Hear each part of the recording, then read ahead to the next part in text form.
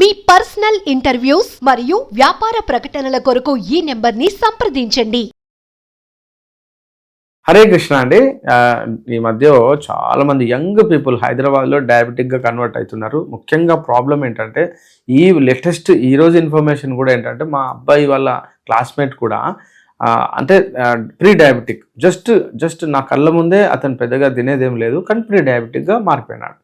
So మనము ఒక ప్రమాదకరమైనటువంటి గంటలు కొడుతున్నాయి ఏంటంటే డయాబెటీస్. అయితే డయాబెటీస్ను మనం ఎలా కంట్రోల్ చేసుకోవాలి, రాకుండా ఎలా చూసుకోవాలి, ఇది చాలా ఇంపార్టెంట్.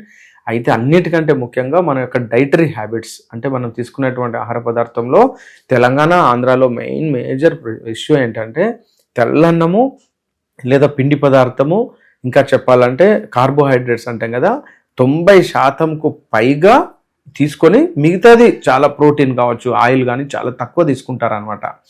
మీరు వెస్ట్రన్ కంట్రీస్లో అట్లా ఉండదండి ఆహారము. లేకుంటే రాజస్థాన్, నేను మొన్న అంటే చాలా స్టడీ చేశాను, రాజస్థాన్లో పిండి తక్కువ తీసుకొని ప్రోటీన్ పప్పు బాగా తీసుకుంటారు. మామూలుగా మనము పప్పు ఏం చేస్తామంటే గిన్నెలో అంటే ప్లేట్లో వేసుకుంటాం, పప్పు కలుపుకుంటాం. వాళ్ళు అట్లా కాదు, పప్పును సపరేట్గా గిన్నెలో పెట్టుకొని పప్పును తాగేస్తారు, అంటే ప్రోటీన్ అందుతుంది వాళ్ళకు. రెండోది ఏంటంటే వాళ్ళు 100 గ్రామ్స్ వరకు రీచ్ అవుతారు. ఏది నెయ్యిని తీసుకుంటారు రాజస్థాన్ పీపుల్. డైరెక్ట్ నెయ్యిని కాగబెట్టుకొని డైరెక్ట్ రొట్టెలో వేసుకొని పిసుకొని తినేస్తారు.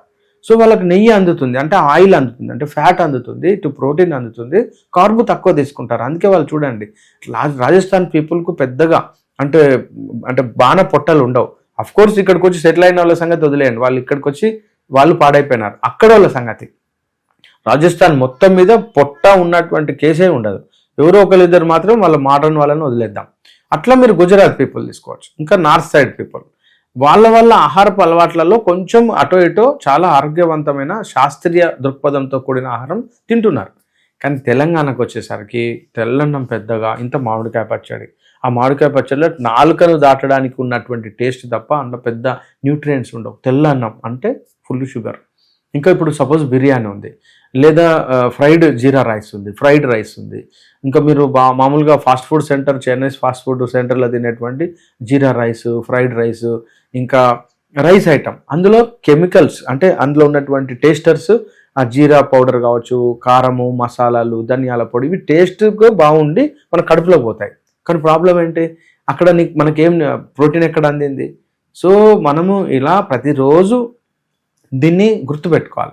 మనకు రోజు ఫ్యాట్ ఎంత అందుతుంది, గుడ్ ఫ్యాట్. మళ్ళీ ఫ్యాట్ బ్యాడ్ కాదు, బ్యాడ్ ఫ్యాట్ వేరు, గుడ్ ఫ్యాట్ వేరు. సో ఫ్యాట్ను బ్యాడ్గా మార్చుకొని తినడం మళ్ళీ బ్యాడ్ ఫ్యాట్ అవుతుంది. అది కూడా మళ్ళీ మనం డిస్కస్ చేద్దాం. సో గుడ్ ఫ్యాట్ ఎప్పుడు కూడా పచ్చి ఫ్యాట్ ఏదైనా గుడ్ ఫ్యాట్ అండి, పచ్చి నూనెలు. వెనకట మనము ఒక అన్నం తినేటప్పుడు మీరు చూడండి, ఒక కమ్యూనిటీ ఉంటుంది, వైశ్య కమ్యూనిటీ వెనకట, లేదా బ్రాహ్మణ్ కమ్యూనిటీ, వీళ్ళని అబ్జర్వ్ చేయండి. వాళ్ళు ఇంత చెయ్యిలో ఇంత నూనె పోసుకొని, ఆ చెయ్యిలో నూనె అదే ఓవర్ఫ్లో అయితే కానీ ఆ చెయ్యిలో నిండా నూనె పోసుకొని ఫస్ట్ ముద్ద తినేవాళ్ళు. అంటే పచ్చి నూనె తినేటువంటి అలవాటు మన దేశంలో ఉంది. పచ్చి నూనె లేదా నెయ్యి తినే అలవాటు. నెయ్యి ఇంత లేనిది ఇడ్లీలు తినకపోయేది, కానీ ఇప్పుడు ఓన్లీ నెయ్యి లేకుంటే ఇడ్లీ తింటున్నారు. ఏమవుతుంది, ఫ్యాట్ తీసుకోవట్లా.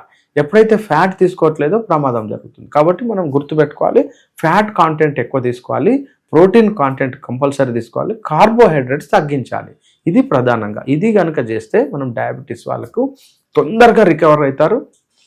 మందులతోటి మింగి అన్ని రకాల డోసులు ఎక్స్ట్రా లేకపోతే డబుల్ ఫార్ములాలు ఇచ్చి, ఇన్సులిన్లు ఇచ్చి మనం బాడీని పాడు చేయడం తప్ప ఏం లేదండి. Very simple. డయాబెటీస్ అనేది ఆహార పదార్థాలతోటి తగ్గించుకునేటువంటి వ్యాధి మాత్రమే. అది మనల్ని సంపదు, లేకుంటే ఇంకేం చేయదు. మనకు ఐడియా ఉండాలి. ఫస్ట్ డయాబెటీస్ వచ్చింది, ఎక్కడ తప్పు జరుగుతుంది, కార్బోహైడ్రేట్స్ను తగ్గించి ప్రోటీన్స్ అండ్ ఫ్యాట్ కంటెంట్ పెంచండి, మీకు ఆటోమేటిక్గా డయాబెటీస్ కంట్రోల్ అవుతుంది వితౌట్ ఎనీ మెడికేషన్. ఇది నెంబర్ 1. ఇక నెంబర్ 2 ఏంటంటే ఏం తినాలి, ఆల్రెడీ వచ్చింది, నేను ఏం చేయాలి? Very simple. ఎక్కువగా కూరగాయలను, ఇప్పుడు దొండకాయ కూర, బెండకాయ కూర, బీరకాయ కూర, చిక్కుడుకాయ కూర, సొరకాయ కూరలు వండుకోండి. నూనె మరింతగా పోసుకోండి. అంటే ఎలా నూనె మరింతగా పోసుకోండి అంటే, కూర వండే విధానంలో తేడా ఉంది. పోపు వరకు కొంచెం నూనెలో పోపు చేసుకోండి. కూర దించేటప్పుడు మరింతగా ఆయిల్ పోసుకోండి. ఎందుకంటే ఆయిల్ 600 డిగ్రీల సెంటిగ్రేడ్కి వెళ్ళిపోద్ది అనమాట, వేడి. అలా వెళ్ళకూడదు. సో అంటే ఆయిల్ని ఎక్కువగా వేడి చేయకూడదు. అలా కూరగాయలు అంటే ఏదైనా కూర వండుకోండి, డైరెక్ట్ కూర ఎక్కువ, కొంచెం రైస్ కానీ కొంచెం రొట్టె కానీ, అంటే ముఖ్యంగా జొన్న రొట్టె, సజ్జ రొట్టె, రాగి రొట్టె ఇలా ప్లాన్ చేసుకోండి. ఇది ప్లాన్. రెండోది పోహ అంటే మనకు అటుకులు, ఎర్ర అటుకులు దొరుకుతాయండి మార్కెట్లో. ఎర్ర అటుకులను కూడా మనము మహారాష్ట్ర వాళ్ళు బాగా చేస్తారు. పూనా మహారాష్ట్రలో పోహ చాలా టేస్ట్గా ఉంటుంది. అలా మనం నేర్చుకొని poha is the better option. Number 3 పేలాలతో కూడా చాలా వంటకాలు చేసుకోవచ్చు. పేలాలు కూడా మనము మహారాష్ట్ర, ముంబై ఆ ఏరియాలో ఫుడ్ తీసుకుంటారు. చాలా extreme. Even though rice item అయినప్పటికీ దాంట్లో ఫైబర్ ఎక్కువ ఉంటుంది. ఎందుకంటే వడ్లను ఉడకబెట్టి దంచుతారు కాబట్టి పైన వాళ్ళు పాలిష్ చేయరు. ఆ పాలిష్ మనకు అటుకులలో పేలాలలో వస్తుంది. సో నేను అంతకుముందు చాలా ఫస్ట్ ఈ అటుకులు ఎందుకు తింటారు, పేలాలు ఎందుకు తింటారు నాకు అర్థం కాల. చాలా రోజుల వరకు నేను ఆ స్టడీ చేస్తే నాకు అర్థమైంది అంటే అటుకులు పేలాలలో కూడా మంచి ఫైబర్ ఎక్కువ ఉంటుంది. అది ప్లాన్ చేయొచ్చు. ఇలా మనం ప్యూర్ పాలిష్డ్ రైస్ కాక అన్పాలిష్డ్ రైస్ లేదా అన్పాలిష్డ్కు వెళ్ళండి. తక్కువ స్థాయిలో తినండి, ఎక్కువ సార్లు తినండి, ఎక్కువ మొత్తంలో తినకండి. మరియు ఏది పడితే అది తినకండి. నూనెల నుంచి వచ్చింది అసలే తినకండి.